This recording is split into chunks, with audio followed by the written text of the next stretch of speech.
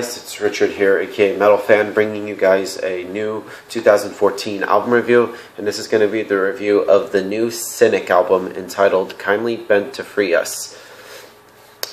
Now, I never talked about Cynic before, but I want to tell you guys about Cynic. For those of you who don't know, they're a progressive rock metal band from Miami, Florida.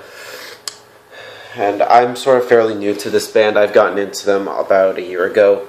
Well, a few months ago around last fall, and I was quite impressed, so I'm fairly new to this band.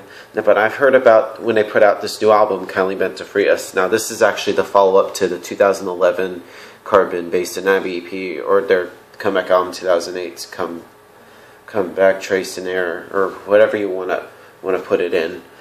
Now, when I first heard the one song off the album, the first single, I think it was Lions Roar, I was pretty much impressed. And then I found out today that this album was streaming, and I went and checked it out. And I thought this album was not bad. I've heard a lot of Cynic's stuff before, but this album is pretty interesting. I do want to talk about the production. It sounds pretty good. Like their older stuff is, their production-wise is good, but I think this album, the production's a bit better. And the vocals from Paul Masudio has gotten good. He's a pretty good singer, I have to say, and his guitar playing has gotten a lot better. And I think the bass sound of this album is pretty good. I think the bass is more audible on this album, and the drumming is pretty solid.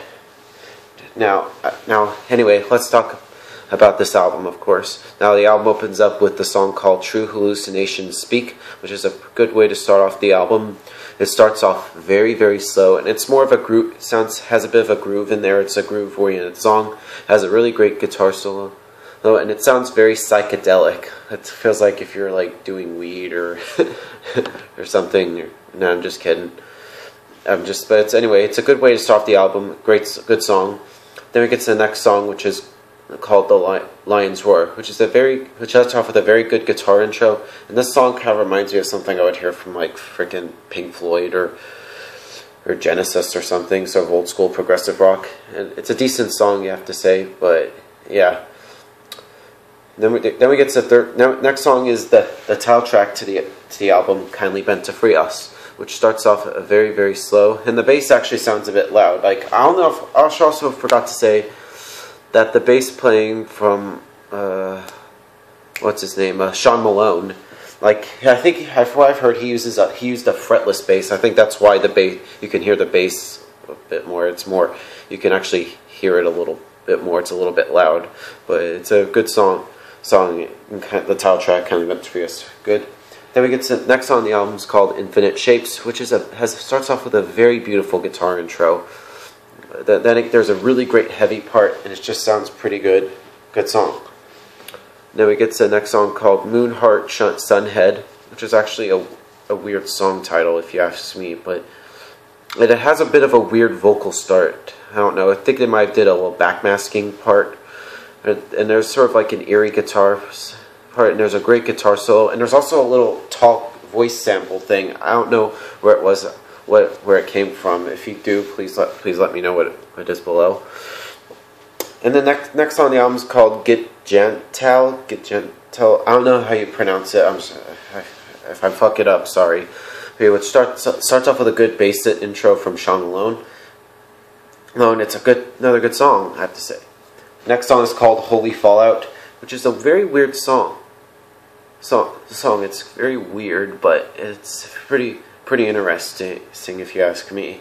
Then we get to the next song called Endlessly Bountiful, which is a good way to end this album. It's nah for me. I mean, the song, it starts off real bad in my opinion, but then it sort of gets better as it goes along. Now, overall, this album is a good, solid album, if you ask me. I mean, I probably want to give this more listen, since any more time, it'll probably grow on me. Then if any of you are a fan of Cynic, get this album out. It comes out February 14th,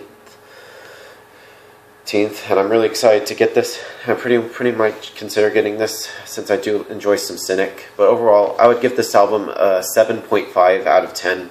It's a solid album. It'll probably grow on me more, but yeah. Just comment below what you guys think of this album if you have a chance to hear it, and I'll see you guys later.